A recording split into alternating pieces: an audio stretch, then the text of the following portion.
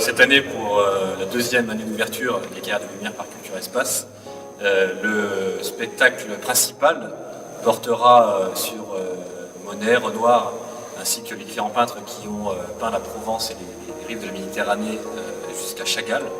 Ce spectacle qui commencera le 8 mars durera environ 30 minutes et sera donc pour le visiteur un voyage dans cette période très féconde artistiquement parlant, puisque nous visiterons 80 années de peinture.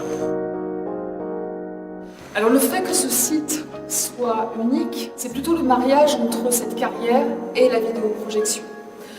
Ce qui est unique encore, c'est l'accessibilité à l'art. Vous n'avez pas besoin d'avoir une connaissance spécifique dans la peinture. Le public se retrouve complètement immergé dans cette peinture.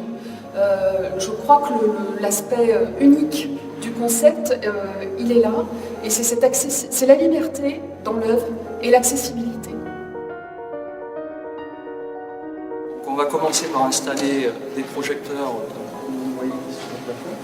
Ça passe par l'installation de supports, le câblage électrique et les raccordements ensuite aux différents serveurs qui sont en régie. Le signal vidéo est diffusé via de la fibre optique, ce qui nous permet d'avoir des distances entre la régie et les projecteurs qui sont relativement importantes, sans avoir la moindre perte d'information.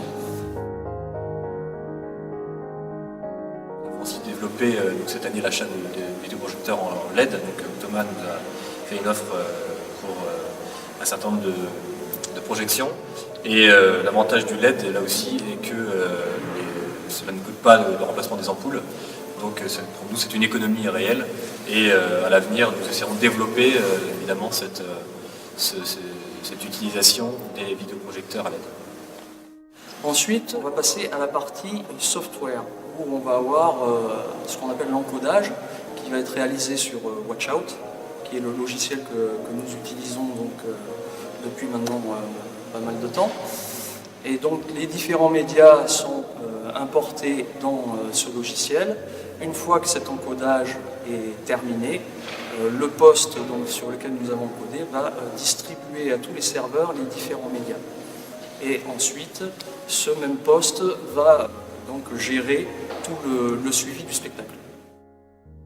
Nous avons choisi Optoma parce qu'il correspondait à ce que nous recherchions en termes notamment de qualité et de rusticité, puisque nous avons des contraintes techniques telles que le positionnement vertical de certains vidéoprojecteurs.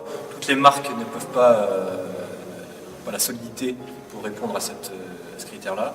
Et donc Thomas nous a paru fiable en termes de long terme, en termes de qualité. Je pense que c'est du matériel qui est très robuste et que il faut savoir que les conditions sont quand même assez difficiles.